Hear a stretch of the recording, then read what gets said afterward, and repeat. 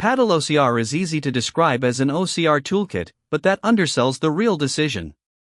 The Doramagic manual shows a broader system: text detection, text recognition, layout analysis, table recovery, key information extraction, and newer document parsing paths built for LLM-ready output.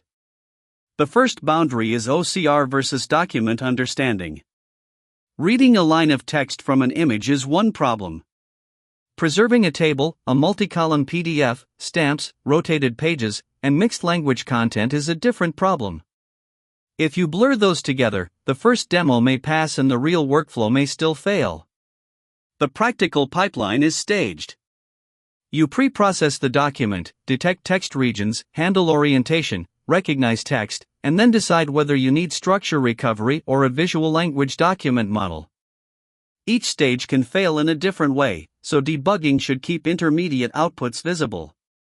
My first run test would not use a perfect screenshot. I would use one uncomfortable sample from the actual workflow: a scanned invoice, a bilingual document, a rotated table, or a PDF with images and text mixed together. Then I would save both the raw OCR result and the structured output. Deployment is another real boundary. The project supports Python inference, C++ inference, Paddle-Lite, ONNX conversion, serving, and SDK clients. Those are not interchangeable choices. If the target is a back-end batch job, a mobile app, or a low-latency API, the right first run changes.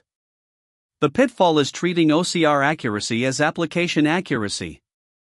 A model can recognize many words correctly and still damage a downstream RAG workflow by losing table structure, reading order, or confidence cues.